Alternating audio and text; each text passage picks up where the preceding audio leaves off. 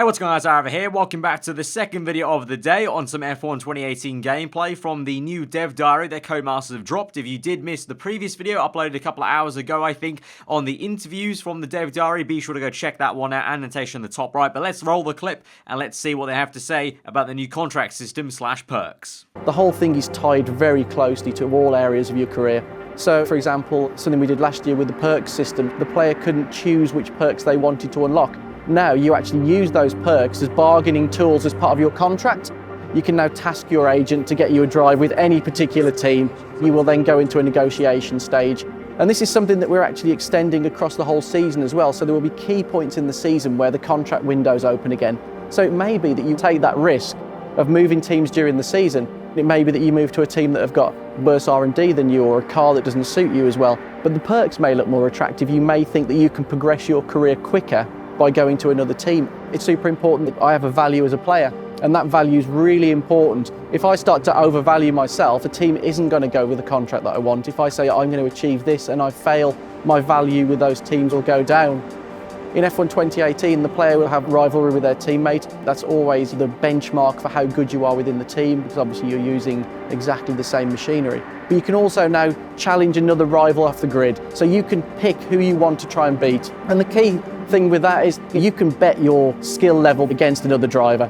If I'm performing reasonably well and I say I'm going to go and beat Lewis Hamilton, I'm going to beat Sebastian Vettel, that's setting your stall out as I'm a strong driver, I can beat the top in the sport.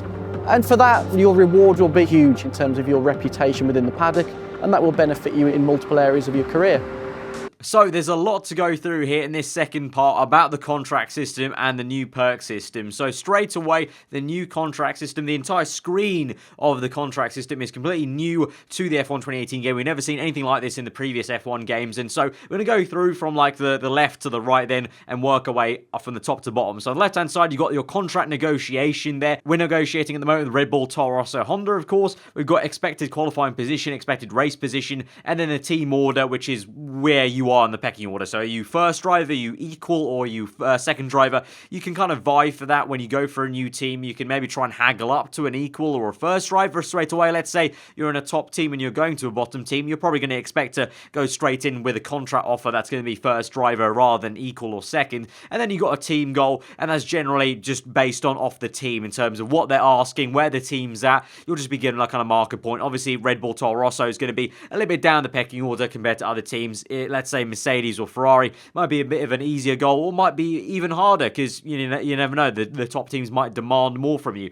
Then on the right hand side, you've got that slider that I've talked about between sportsmanship and showmanship. A simpler one, which is rookie to veteran. That's just your career progress essentially, and kind of gives you indication of maybe how much tug and pull you have with contracts potentially as you move on through your career. Of course, just like in real life F1, when a driver is more and more experienced, they kind of have more pull. Your Fernando Alonso's, your Lewis Hamilton, Sebastian Vettel, Daniel Ricciardo, they have a lot of star pull because they've been in the sport for a while. They're experienced. They're well established in the sport per se. So they're going to have better pull. And then you've got that slider at the bottom, sportsmanship to showmanship. And depending on how your team is, that slider will be very important. You'll want to keep track of that and make sure, okay, Red Bull, Toro Rosso, they might want more sportsmanship. So I need to make sure all my interview answers, all the things I'm doing on track as well, and the way I answer it after the race has got to be towards sportsmanship. If I want to go for a team that is a bit more showy, then that's when I answer for showmanship. Let's say Renault want a showmanship kind of driver. We're in Toro Rosso right now, so all the interview questions are going to be a bit more flashy because I want to move that bar back to the right hand side. The higher you can get that, probably the better option. So let's say if you are going for Renault and you want to try and get the best contract possible, you're going to, one, have to perform well on track and probably beat the Renault guys, beat their drivers, but also try and get that bar as far as to the right as you want it before you actually go into contract negotiations. And contract negotiations are important because this year, it's not a simple case of, do you want to drive for us? Yes or no? Do you want to be first driver or not? Yes or no? It's now perks. You've now got contract perks that actually really determine how your experience is going to be in a team. You've got little things like the race bonus there. You can see level 1, 25% resource point bonus for races. That's a big deal. You know, if you're in a bottom team, you're a lower team, you're going to want race bonuses because that's going to help you develop the car. If you have 25% more resource points from the race is the biggest part of the weekend where you get the most resource points. 25%, that's a lot of extra points you're going to get, and that's a lot of good stuff you can spend then on the R&D to try and improve your team, and therefore do better in the races, and then get more R&D points. And you can see where I'm going with this. It's a domino effect, so that kind of perk's really good. You got upgrade speed. Now, we got none at the moment, so that's at the moment our current contract. So let's say I want to have a better upgrade speed. I can either decide maybe to stay with Toro Rosso, but if I've done a good enough job, I can enter contract negotiations with my own team in the middle way through the season to maybe boost my contract perks essentially, and up that upgrade speed to from none to something else actually, and actually have a level of that. You've got pit stop efficiency, again important. They've taken that out. This used to be basically the core competency part in F1 2017. They've now kind of taken that away and put it into the contract system, and so it's a better way to actually have team-to-team individuality, I feel, because Renault might have level 2 or 3 pit stop efficiency, you might have level 1, but we might have level 2 race bonus. So you're going to have to, you know, kind of juggle it as a kind of balancing act. Like, okay, so this team's got these pros, these cons, compared to the new team I could go to of these pros and these cons, and literally you're doing what they do in real life. You're weighing up your options. Daniel Ricciardo, let's say in real life, you know, he's got to weigh up his options right now. Does he stick with Red Bull? Is he going to ask for better perks, better money or whatnot? In this case, for the game, that translates to, are you going to ask for better contract perks? Are you going to ask to be definitely the number one driver? Or are you going to go somewhere else to, I don't know, like a Ferrari, a Mercedes, a McLaren? Can they offer you more in terms of the perks? And so this is the best way they've done it ever since they started making the game in terms of the contract system. And obviously, compared to F1 2017, I've been very critical of the way you had to move teams in F1 2017 and the issues that arise later down the years in Season 7, for example, where there was just complications of you couldn't move because the system was so a little bit, it just wasn't great. It was very buggy. It didn't work very well with the reputation level. Whereas now you can go for it for any team. You just need to make sure that you've done what you need to do on track and in interviews, that you can actually go for the contract. You've got simultaneous development there as the last one, again, kind of from the core competency, but that just means you can have 2 different parts going from the same department. So let's say I want 2 error upgrades, you can do that at the same time, and so that can boost up. At the moment, we've got 2 upgrades per department. You go up the levels, level 2, probably 3 upgrades per department, level 3, probably 4 upgrades per department, and so on and so forth, till you meet a max level, probably of like level 5.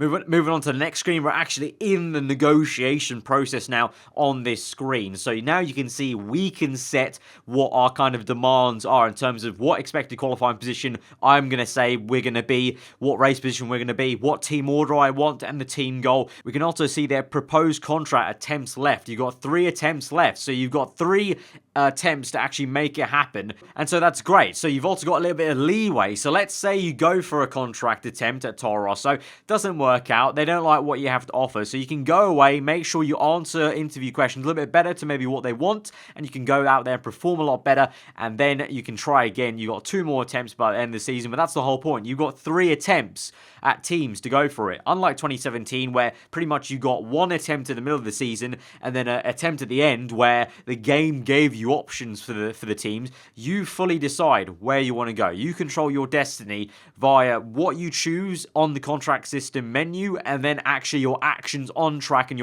the actual F1 part of the game, the actual driving per se. You have to make sure it matches up with what you want to try and do, and you can see that on the left hand side you can go negotiate with a different team. So you don't have to also just negotiate with your own team. You can get a better contract with the current team, but you go for a different one all the way through the season. You get this screen now, and that's great to see. You can choose every team. You can go for any team you want. You get given their little, stats and whatnot, what they want. You can see their attitude preference is showmanship. So I guessed that right, actually. I guessed that right. I didn't see that screen before I actually started commentating, so I guessed that right. Showmanship, Toro Rosso there, but you can choose any team you want and go for it. And they're going to have different expectations, different goals, different preferences for your attitude. You can see changing teams. When you change teams, you'll lose any resource points. That's fair enough. You accumulate through your current one, and then new team may have chosen to develop their car in different ways, your rivalries will also be reset. So of course, the AI are going to be upgrading as they go along, and that's another gamble. The throw of the dice you're going to make is going to be, okay, I don't know what my new team is going to be developing. They might have developed way too much for my liking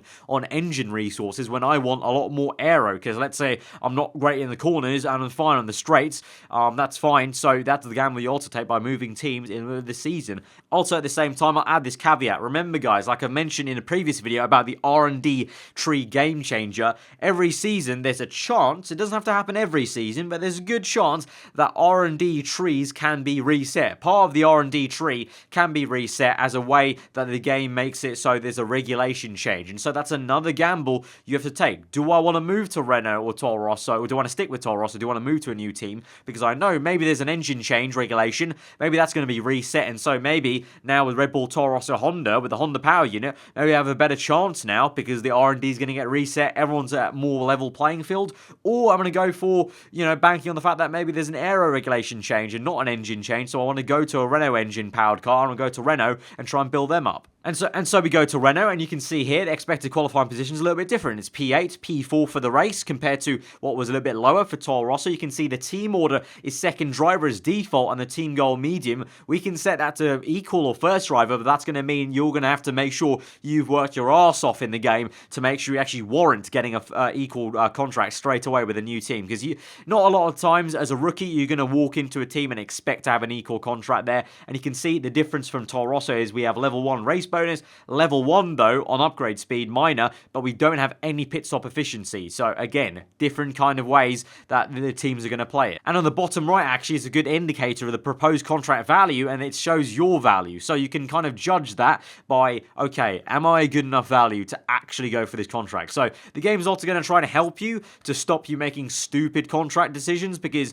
let's say you go for Ferrari and you just don't deserve a Ferrari seat and you go for it 3 times, you've just blown that opportunity. You've wasted time really also negotiating, because the entire time your PR agent is, it's going to be every attempt is going to be between race weekends. So you're wasting time in the season negotiating at a value that you just don't have, and you could have been going for a better team, basically. You can see here on this screen, negotiation failed. Speaking about the failure, so the value of proposed contract exceeds the value to the team. Try removing R&D perks or proposing better qualifying and race goals to get more valuable contracts, increase your respect, reputation, or move your sportsmanship, showmanship rating in the direction that your team prefers. So all of what I said basically before, summed up in one go there. Negotiation failed. Something that I hopefully won't be doing in my career mode, but might be a possibility if I or you are a bit too ambitious. And then finally, the new rivalry system. Not only will you be pipped against your teammate, but now you get to choose your rival. So a new rivalry screen compared to 2017, but then here we go, a new rival screen to choose your rival. And you can see by the star level, we've got hardest to easiest. So Stoffel Van Dorn, 2-star, Perez 6, you've got Ricciardo at 35, Carlos Sainz, 24 stars. So you've got that slider scale of, okay, I'm in Haas right now. I want to go into Red Bull. If I want to go to Red Bull, I'm going to have to try and beat the Red Bull guys. Or I try and beat maybe the Renaults and just show that I'm growing as a driver potentially. Because if you try and go up against Ricciardo or Verstappen in a Haas, most likely you're not going to win unless you get lucky. But if you can do that, fantastic for you. You get more negotiation bargaining chips, basically, in terms of your value is going to go up and your value to get a new Red Bull contract is going to be much higher. But you could go for the better option, which is maybe Renault. You can probably maybe beat Renault on a good day. So try and go for that. You'll get less value for the contract, but you'll get guarantee that you can beat them. Because if you go up against Ricciardo and you don't beat him, your value is going to go down and you're going to have a much harder time even fathoming trying to go for Red Bull. So guys, that's been the second and final video then on the F1 2018 Dev Diaries and dissecting that, and this one specifically on the contract system and the rivalries. As I said, if you missed the one on interviews earlier today, be sure to go check that one out. And actually you can see the entire playlist of F1 2018 game news, gameplay, videos in an entire playlist there on my channel, so you can go check that out as well if you've missed any of that stuff from E3 or anything that's popped up there. But if you're new around here, do get subscribed for future updates. Obviously, like like I said, there is 1 out of 4 Dev Diaries. So there's 3 more to go in the coming weeks. I don't even know what they're going to be putting in those ones because this was already quite a juicy Dev Diary. So really looking forward to that one. I hope you guys are as well. I hope you guys are hyped by finally seeing the visuals of all this stuff because it was really exciting for me to talk about all this stuff from E3 in my hotel room there. Like, I was getting really hyped about it, but it was also frustrating that I couldn't visually show you what I was getting hyped up because it's maybe hard to get hyped about words, but now you can see it in front of your faces, and the new screens, the new UI for this game just makes 2017 look so ancient almost, and so it's such a different game now that it will be. So I'm looking forward to seeing more, and more importantly, it's just got me so hyped for the end of August. I'm looking forward to it so much now. But yeah, guys, if you did enjoy the video, hit that like button. Let me know what you thought in the comments below. Like I said, I'll see you guys next time. Hope you enjoy the rest of the day. Goodbye.